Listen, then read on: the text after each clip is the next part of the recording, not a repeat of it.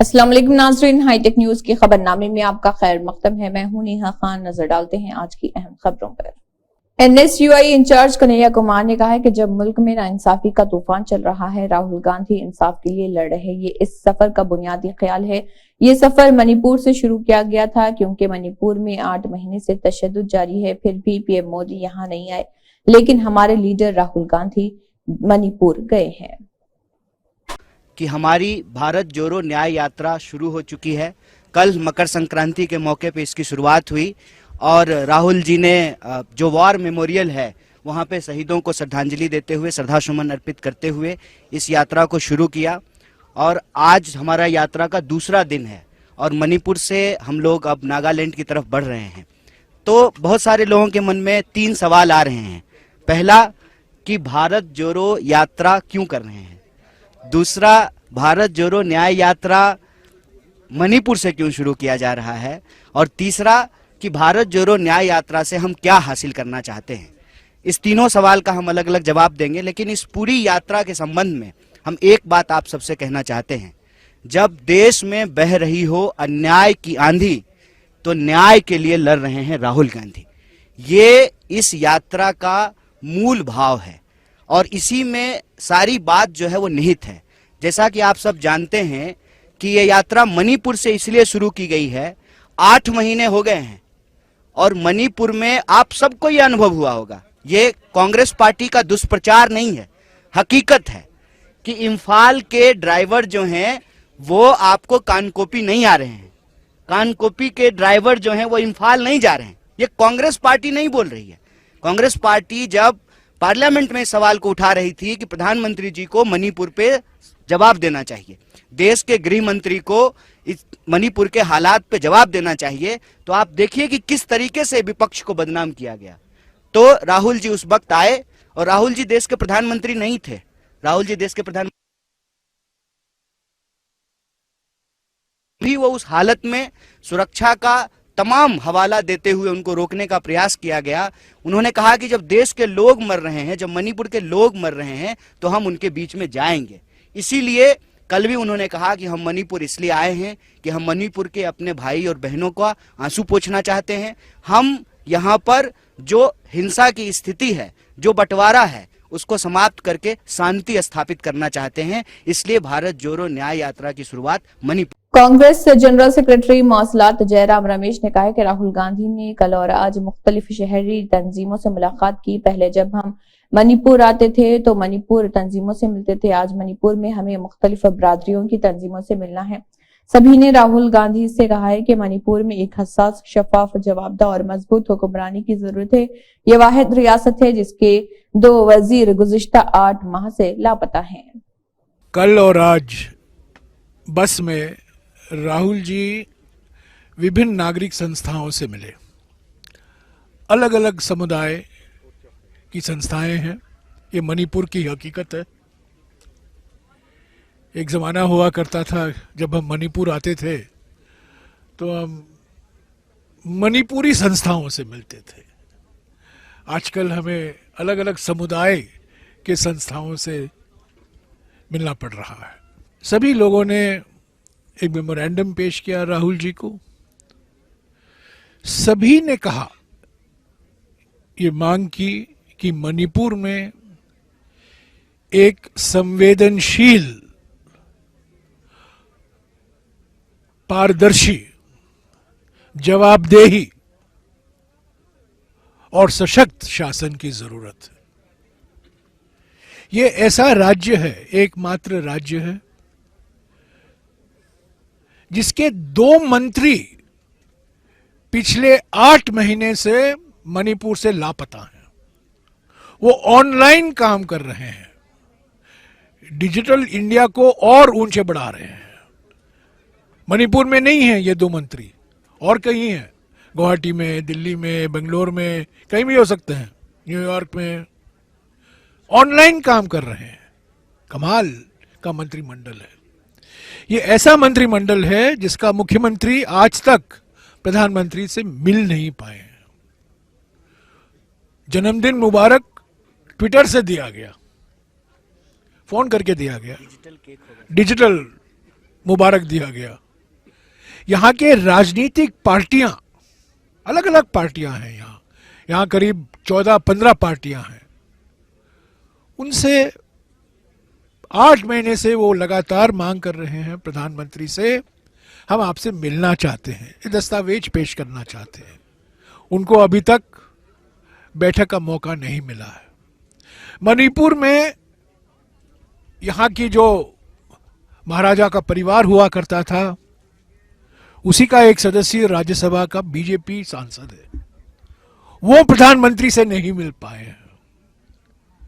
मंत्रिमंडल, केंद्रीय मंत्रिमंडल में एक मिनिस्टर ऑफ स्टेट हैं विदेश मंत्रालय के, अच्छे आदमी हैं, वो यहाँ के सांसद हैं, लोकसभा सांसद, वो मिले नहीं हैं प्रधानमंत्री से। कोई ऑल पार्टी मीटिंग नहीं बुलाई है प्रधानमंत्री ने। वज़ीर आला रेवंत रेड्डी ने संक्रांति त्यौहार के मौके पर लोगों को मुबारकबाद दी। वज़ीर आला ने उम्मीद जाहिर की है कि पुरानी नजरबंदियों के अंधेरों को दूर करके हर घर को नई रौनकों से मुनव्वर किया जाएगा। वज़ीर आला ने कहा कि सूरज की रोशनी का नया सफर एक नई शुरुआत का आगाज करेगा और फलाह व बहबूद के साथ साथ तरक्की की रोशनी रियासत भर में फैलेगी। वज़ीर आला ने लोगों से ख्वाहिश की है कि वो भोगी, संक्रांति और कनुमा को खुशहाली के साथ मनाएं और उनकी जिंदगी में रोशनियों के आगाज का निशान है। बहुत सारी खुशियों के साथ चीफ मिनिस्टर ने कहा कि रियासत तेलंगाना में आजादी प्रजा पालना शुरू की गई, इसका मजा लेकर लोगों को त्यौहार खुशी से मनाना चाहिए। साबिक वजीर व एमएलए हरीश राव ने सिद्दीपेट एमएलए कैंप ऑफिस में स्वच्छ सर्वे के दौरान जनूबी हिंद में सिद्दीपेट को क्लीन सिटी अवार्ड हासिल करने के तनाजुर में म्यूनिसिपल कारकुनों को एजाज से नवाजा और मुबारकबाद दी। हरीश राव ने इस मौके पर कहा कि सबसे पहले सबको संक्रांति त्यौहार की मुबारक हो। आपके साथ ये संक्रांति मनाकर बहुत खुशी हो रही। तेलंगाना और जनूबी हिंद के साफ सुथरे शहर के तौर पर सिद्दीपेट अवार्ड हासिल करना हम सब के लिए फख्र की बात है। बल्दिया काउंसलर्स और अफसरान को मुबारकबाद जिन्होंने इसके लिए मेहनत की। ये अवार्ड सिद्दीपेट के लोगों के लिए वक्फ है। अवाम की शमूलियत के बगैर मतलूबा हदफ हासिल नहीं किया जा सकता। बीआरएस के कारगुजार सदर केटी रामाराव अपने दुख का इजहार कर रहे थे। उन्होंने कहा है कि रियासत तेलंगाना में सियासी धड़े बंदियों और कत्ल की सियासत का आगाज हो गया है, जैसा कि पहले कभी नहीं हुआ था। केटीआर ने खबरदार किया कि अगर उनकी पार्टी के कारकुनों पर हमले होते हैं तो अमन नहीं होगा और कहा कि पूरी पार्टी हर एक कारकुन के साथ खड़ी होगी। बीआरएस पार्टी के वर्किंग सदर केटीआर, पार्टी के सीनियर कायदीन, साबिक वज़रा निरंजन रेड्डी, श्रीनिवास गौड़, लक्ष्मी रेड्डी, साबिक MLA Beeram Harshavardhan Reddy, MLA Sanjay, MLC ने रिटायर्ड फौजी जवान चक्केपल्ली मल्लेश के खानदान को खराज अकीदत पेश किया, जिनका बेदर्दी से कत्ल किया गया था। 29 दिसंबर को पेद्दाकोट्टापल्ली मंडल के गुंड्रापल्ली गांव में कांग्रेस लीडरान की जानिब से शंबीपुर के वहां के लोगों ने और दूसरों के साथ दौरा किया। उन सब ने मल्लेश के घर वालों को यकीन दिलाया। గతంలో భారత వీర జవానుగా పనిచేసి ఈ గ్రామంలో ఇక్కడ ఉన్న పరిస్థితుల దృష్ట్యా కేసీఆర్ గారు తిరిగి ముఖ్యమంత్రి కావాలి, హర్షవర్ధన్ రెడ్డి గారు తిరిగి ఎమ్మెల్యే కావాలి అనే ఉద్దేశంతో మా కోసం, మాతో పాటు పార్టీలో బీఆర్ఎస్ పార్టీ గెలుపు కోసం పనిచేసిన సోదరుడు మల్లేష్ గారు చాలా అహర్నిశలు శ్రమించి హర్షవర్ధన్ రెడ్డి గారి నాయకత్వాన్ని బలపరుస్తూ ఈ గ్రామంలో విస్తృతంగా పనిచేయడం జరిగింది. సరే, దురదృష్టవశాత్తు రాజకీయాలు సహజం, మీకు తెలుసు. ఎన్నికలన్న తర్వాత ఒకరు గెలుస్తారు, ఒకరు ఓడతారు. దురదృష్టవశాత్తు ఇక్కడ బీఆర్ఎస్ పార్టీ ఓడిపోవడం, అదేవిధంగా రాష్ట్రంలో కూడా ప్రభుత్వాన్ని కోల్పోవడం జరిగిన విషయం కూడా మీకు తెలుసు. కానీ తెలంగాణలో ఎన్నడూ కూడా హింసాయుతమైన ఒక సంస్కృతి, ముఖ్యంగా ఎన్నికలకు సంబంధించి, ఎన్నికల ఫలితాలకు సంబంధించి ఎన్నడూ కూడా లేదు. కానీ ఈరోజు చాలా విచిత్రమైన పరిస్థితి. తెలంగాణ రాష్ట్రంలో మొదటిసారిగా కొల్లాపూర్ నియోజకవర్గంలో ఈరోజు ఇక్కడ మా సోదరుడు మల్లేష్ గారు ఈ రకంగా మర్డర్ జరిగింది. అది కూడా రాజకీయ కక్షా కార్పణ్యాలతో జరిగింది అని తెలవగానే పెద్దలు కేసీఆర్ గారు కూడా తీవ్రంగా కలత చెందారు, బాధపడ్డారు. బాధపడి వారు మాకు చెప్పింది ఒకటే, సరే మీరు ఆ కుటుంబానికి ధైర్యం చెప్పండి, అండగా నిలబడండి, ఆ కుటుంబాన్ని ఆదుకోండి, వాళ్ళకి చిన్న పిల్లలు ఉన్నారు అనే మాట చెప్పారు. మేము ఈరోజు ఆ కుటుంబాన్ని పరామర్శించి పార్టీ తరఫున ఇద్దరు చిన్నపిల్లల భవిష్యత్తు కోసం ఒక 5 లక్షల రూపాయలు వారికి పార్టీ తరఫున సాయం చేసి అదే మాదిరిగా ఈరోజు రాష్ట్ర ప్రభుత్వాన్ని కూడా నేను కోరేది, ఇక్కడ ఉన్న మంత్రి గారిని కూడా నేను కోరేది, ఈ రకమైన సంస్కృతి మనకు మంచిది కాదు. ఎందుకంటే రాజకీయాల్లో గెలుపులు ఓటములు, ఒకరు గెలవచ్చు ఒకరు ఓడొచ్చు. మీరు గతంలో మంత్రిగా ఉన్నారు, తర్వాత మాజీ మంత్రి అయ్యారు, ఈరోజు మళ్ళీ మంత్రి అయ్యారు. రేపటి రోజున మళ్ళీ హర్షవర్ధన్ రెడ్డి గారు కూడా తిరిగి మళ్ళీ తప్పకుండా మళ్ళీ పూర్వ కానీ ఈ రకమైన సంస్కృతి, ఈ రకమైన దాడులు, అదేదో ఆంబోతులు కొట్లాడుకుంటే మధ్యలో లేగదూడలు చనిపోయినట్టు కార్యకర్తలను ఇందులో సమిధలుగా చేసే ఏదైతే ఈ సంస్కృతి ఉందో ఇది మంచిది కాదు. నేను ఇక్కడ ఉండే మంత్రి గారికి జూపల్లి కృష్ణారావు గారు కూడా చెప్తా ఉన్నా, కాంగ్రెస్ ప్రభుత్వానికి కూడా చెప్తా ఉన్నా, ఇది మంచిది కాదు. ఎందుకంటే తెలంగాణలో ఇది ఇదివరకు ఎన్నడూ లేదు. మేము కూడా గతంలో 10 ఏళ్ళు ప్రభుత్వంలో ఉన్నాం. మరి 10 ఏళ్లలో ఏ ఒక్క కాంగ్రెస్ కార్యకర్త మీద కానీ కాంగ్రెస్ నాయకుడి మీద కానీ ఇట్లాంటి భౌతిక దాడులకు ఎన్నడూ కూడా మేము తెగబడలేదు, ఎన్నడూ కూడా ఇట్లాంటి సంస్కృతిని ప్రోత్సహించలేదు.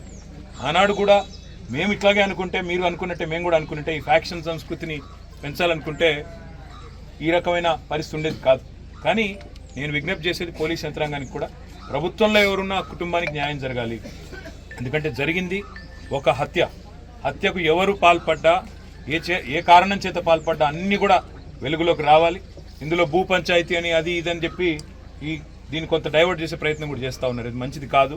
నేను కాల్ డేటా రికార్డ్స్ బయట పెట్టాలని డిమాండ్ చేస్తూ ఉన్నా.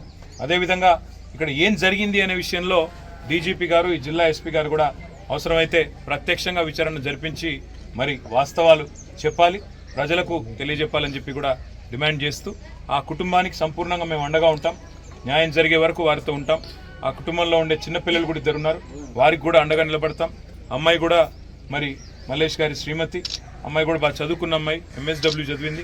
తప్పకుండా వారికి కూడా ఏదో ఒక ఉపాధి కల్పించే ప్రయత్నం కూడా చేస్తాం. రాష్ట్ర వ్యాప్తంగా ఇలాంటి సంఘటనలు ఎక్కడ జరిగినా కార్యకర్తల కుటుంబాల పట్ల కానీ మా నాయకుల పట్ల కానీ వారికి పార్టీ పూర్తి స్థాయిలో అండగా ఉంటుంది. మీరు ఎక్కడికైనా సరే, ఈ రాష్ట్రంలో ఏ మారుమూల ప్రాంతానికైనా, ఏ మారుమూల పల్లెకైనా మేమందరం కూడా పోతాము, మా కార్యకర్తలకు అండగా ఉంటాము. చివరిదాకా కూడా ఇదే స్ఫూర్తిని ప్రదర్శిస్తూ ఈ ప్రభుత్వం మీద, కాంగ్రెస్ పార్టీ మీద కూడా పోరాటాన్ని కొనసాగిస్తాం. మా కార్యకర్తల కుటుంబాలను కాపాడుకుంటామని చెప్పి కూడా తెలియజేస్తూ, మీడియా కూడా దయచేసి మీడియాకు కూడా నేను విజ్ఞప్తి చేస్తూ ఉన్నా, మీడియాకు కూడా ఏ ఎజెండా లేకుండా, ఏ పక్షపాతం లేకుండా అన్ని విషయాలు కూడా ప్రజలకు చెప్పండి, జరిగిన వాస్తవాలు చెప్పండి. ఇట్లాంటి హత్యా రాజకీయాలను దయచేసి అందరం కూడా ఖండించాలి. ప్రజాస్వామ్యంలో ఈ సంస్కృతి మంచిది కాదు. కాబట్టి దీన్ని ఖండిస్తూ తప్పకుండా మీడియా కూడా తన వంతు పాత్ర పోషించాలని, ఇలాంటివి మళ్ళీ ఎక్కడా జరగకుండా ఇతరులను కూడా అప్రమత్తం చేసే విధంగా, ఇట్లాంటివి జరిగితే ప్రజలు తిరగబడతారు, ఊరుకోరు అనే విధంగా. ఎందుకంటే రాజకీయాల్లో గెలుపు ఓటములు సహజం, కానీ ఇట్లాంటివి జరిగినప్పుడు ఒక మనిషి పోతే ఆ మనిషిని తీసుకొచ్చే పరిస్థితి ఉండదు. కాబట్టి ఆ కుటుంబం మరి ఇబ్బంది పాలయ్యే పరిస్థితి ఉంటుంది. కాబట్టి మీడియా కూడా దయచేసి క్రియాశీలంగా అందరికీ కూడా ఇట్లాంటి హత్యా రాజకీయాలని ఖండించే విధంగా మీరు కూడా దయచేసి మరి అందరినీ చైతన్యవంతులు చేయాలని చెప్పి కూడా విజ్ఞప్తి చేస్తూ, ఈ కుటుంబానికి న్యాయం చేయాలని చెప్పి నేను రాష్ట్ర ప్రభుత్వాన్ని డిమాండ్ చేస్తూ ఉన్నా. ఈ కుటుంబానికి నిష్పక్షపాతమైన విచారణతో డీజీపీ గారు, ఈ జిల్లా ఎస్పీ గారు ముందుకు వచ్చి ఆధారాలు కూడా అవసరమైతే ప్రజల ముందు పెట్టి నిష్పక్షపాతంగా అధికారంలో ఎవరున్నారు, పక్షపాత వైఖరి అలాంటివి ప్రదర్శించకుండా చేయాలని చెప్పి కూడా డిమాండ్ చేస్తూ, వారికి న్యాయం జరిగే వరకు వారు ఎంబడి ఉంటామని చెప్పి మళ్ళొకసారి తెలియజేస్తూ, ఇక్కడికి విచ్చేసిన సోదరులందరికీ కూడా ధన్యవాదాలు, నమస్కారం. राज्यसभा के मेंबरान और मनोरू कापू एसोसिएशन के रियासती एजाजी सदर वाडेरा राज रविचंद्र ने मनोरू कापू डेवलपमेंट फोरम के जरिए शाये करदा नए साल की कैलेंडर 2024 की नकाब कुशाई की। MP रविचंद्रन ने बंजारा हिल से MLA कॉलोनी हैदराबाद में अपनी रिहाइशगाह पर नए साल के कैलेंडर की नकाब कुशाई की। मनोरू कापू डेवलपमेंट फोरम के सदर एडला रवि पटेल, जनरल सेक्रेटरी साई बाबा पटेल, नायब सदर गमादी वेणु पटेल, रायडू पटेल, महेश पटेल, अंजैया पटेल, देवेंद्र पटेल, श्रीधर पटेल व दीगर इस दौरान मौजूद थे। सामाजिक कारकुन सत्तार ने कहा है कि हमारी सबसे छोटी बेटी डॉक्टर शेख सबिहा शाहीन के सालगिरह के मौके पर हमारी केयर एंड कंसर्न सेवा संस्था की तरफ से किए जा रहे इमदादी प्रोग्रामों में खुदा के फजल से करम से बेगमपेट एयरपोर्ट के करीब 15 यतीम तलबा में चिकन बिरयानी, मिठाइयां और फल तकसीम किए गए हैं। इस खादर बादशाह कड़पा ने इस खिदमत के प्रोग्राम में शिरकत की।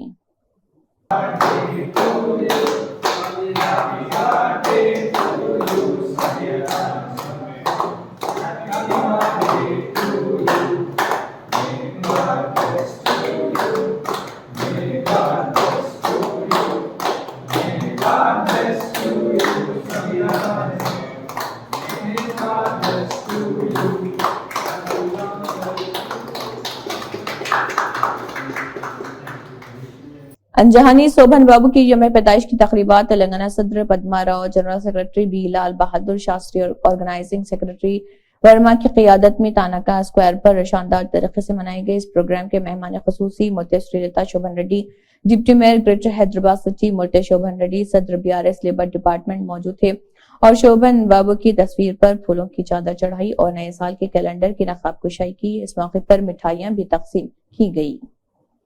TDP लीडर नारा चंद्रबाबू नायडू और जनसेना लीडर पवन कल्याण ने दारुल हुकूमत के गांव मंडादम में भोगी की तकरीबात में शिरकत की। दोनों लीडरों ने अलावा में प्ले कार्ड्स फेंके जो कि महंगाई, बेरोजगारी, हुकूमती भीख मांगने के रुझानात, सियासी तशद्दुद जैसे मुख्तलिफ मौज़ूआत पर मुश्तमिल थे। रियासत के अवाम से तेलुगु कौम के सुनहरे दौर के लिए संक्रांति रेजोल्यूशन लाने का भी मुतालबा किया। मुख्तलिफ बरादरियों के लोगों ने नारवारीपल्ली में TDP लीडर नारा चंद्रबाबू नायडू से मुलाकात की और संक्रांति की त्योहार की मुबारकबाद पेश की। नारायणखेड़ की पुलिस ने मुजरिम सैयद अब्दुल यूनुस को अपनी दूसरी बीवी जो हामिला थी उसके मुबैना कत्ल के इल्जाम में गिरफ्तार किया है और मजीद बराए अंजुम बेगम के कत्ल की साजिश के सिलसिले में उनके खानदान के अफराद को भी गिरफ्तार किया गया। नारायणखेड़ सर्कल इंस्पेक्टर ने मीडिया के सामने पेश होते हुए इस जिम्मन में तफसीलात भी बताई और कहा कि सैयद अब्दुल यूनुस को रिमांड पर भेज दिया गया है। అందరికీ నమస్కారం మీడియా మిత్రులందరికీ సోమవారం రోజున అనగా 8 జనవరి 2024 రోజున నారాయణఖేడ్ పిఎస్కి లేట్ అవర్స్లో ఒక కంప్లైంట్ రావడం జరిగింది. ఇటు కంప్లైంట్లో మృతురాలైనటువంటి అంజుమ్ బేగంని నారాయణఖేడ్లోని SBI బ్యాంక్ దగ్గర లతీఫ్ ఇంటి పైన రెంటెడ్ హౌస్లో ఎవరో గుర్తు తెలియని వ్యక్తులు కొట్టి చంపారని చెప్పి ఫిర్యాదు అందడం జరిగింది. ఇట్టి ఫిర్యాదును మృతురాలి అన్న అయినటువంటి పాషా ఫిర్యాదు మేరకు కేసు నమోదు చేసి దర్యాప్తు చేయడం ప్రారంభించనైనది. ఇట్టి దర్యాప్తులో భాగంగా ఈరోజు నేరస్తులైనటువంటి యూనస్ మరియు అయూబ్తో పాటు మరొక జువెనైల్ నిందితుడిని అరెస్ట్ చేసి రిమాండ్ పంపించనైనది కోర్టుకి. ఇటు విచారణలో నేరస్తులు తెలిపిన విషయాలు ఏంటంటే మృతురాలి యొక్క భర్త అయినటువంటి యూనస్కి 2 భార్యలు. ఈ యూనస్ యొక్క పెద్ద భార్యకి 4 కుమారులు, 1 కూతురు కలదు. యూనస్ యొక్క 2వ భార్య అయినటువంటి అంజుమ్ బేగం మృతురాలు 5 సంవత్సరాల క్రితం మ్యారేజ్ జరిగింది. ఈమె యొక్క భర్తతో ఆస్తికి సంబంధించిన విషయంలో గొడవలు జరుగుతున్నాయి గత 6 మంత్స్ నుంచి. మృతురాలైనటువంటి అంజుమ్ బేగం తరచుగా మీ మొదటి భార్యకి సొంత ఇల్లు ఉంది, నాకు సొంత ఇల్లు లేదు, నాకు ఇల్లు కావాలని చెప్పి అడగడం జరిగిందని చెప్పి తెలిసింది. ఇటు విచారణలో భాగంగా మొదటి భర్త అయినటువంటి యూనస్ ఈమెను చంపేస్తేనే నాకు ఎలాంటి ఆస్తికి సంబంధించిన గొడవలు ఉండవు అనే ఉద్దేశంతో మృతురాలి యొక్క భర్త అయినటువంటి యూనస్ యొక్క అన్న కొడుకు అయినటువంటి అయూబ్ను యూనస్ మరియు అయూబ్ యొక్క స్నేహితుడు ముగ్గురు కలిసి ప్లాన్ చేసి ఈ ప్లాన్లో భాగంగా మృతురాలిని చంపుదామని చెప్పి నిర్ణయించుకున్నారు. మృతురాలి యొక్క భర్త అయినటువంటి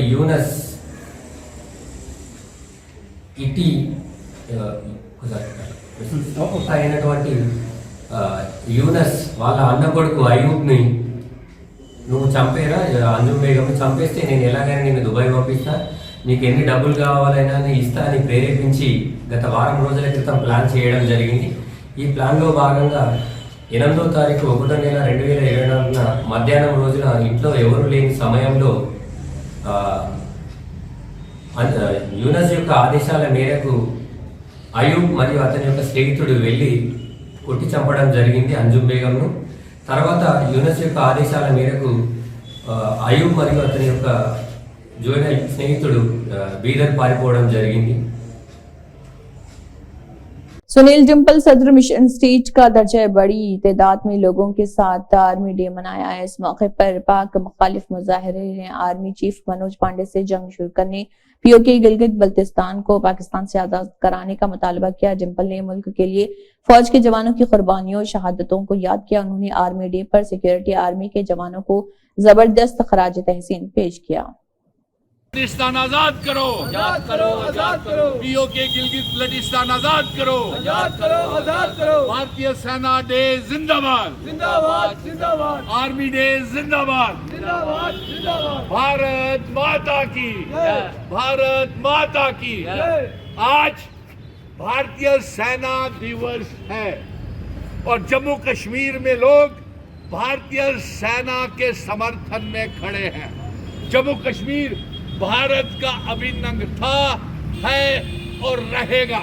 और इस आर्मी दिवस के मौके के ऊपर, आर्मी डे के मौके के ऊपर हम भारत की सेना से ये मांग करते हैं और केंद्र सरकार से ये मांग करते हैं कि पीओके गिलगित बल्टिस्तान को आजाद करवा करके भारत का हिस्सा बनाया जाए। आज के दिन आजादी के बाद भारत की सेना का फील्ड मार्शल करियप्पा साहब बने थे और आज इस सेना दिन के मौके के ऊपर हम सेना से ये मांग करते हैं कि पाकिस्तान के साथ जंग का ऐलान किया जाए, पीओके गिलगित बल्टिस्तान को आजाद किया जाए और जंग का ऐलान करके जम्मू कश्मीर में आतंकवाद को खत्म किया जाए। और इसके साथ साथ हम ये मांग करते हैं और एक श्रद्धांजलि हम अपने सुरक्षा बलों को देते हैं जिन्होंने जम्मू कश्मीर इस भारत की सरहदों पे रक्षा की और जम्मू कश्मीर को भारत का अभिन्न अंग बनाने के ऊपर अपने जान निछावर कर दिए। उन कर्नल्स, कैप्टन्स, मेजर्स, सुरक्षा बल, उन तमाम लोगों को हम शहीदों को आज आर्मी दिन के मौके के ऊपर हम उन्हें श्रद्धांजलि देते हैं। भारतीय सेना जिंदाबाद, जिंदाबाद, जिंदाबाद। भारतीय सेना जिंदाबाद, जिंदाबाद। भारत माता की जय। भारतीय सेना जिंदाबाद, जिंदाबाद। इसी के साथ हाईटेक न्यूज खबरनामा इख्तिताम को पहुंचता है। अल्लाह हाफिज।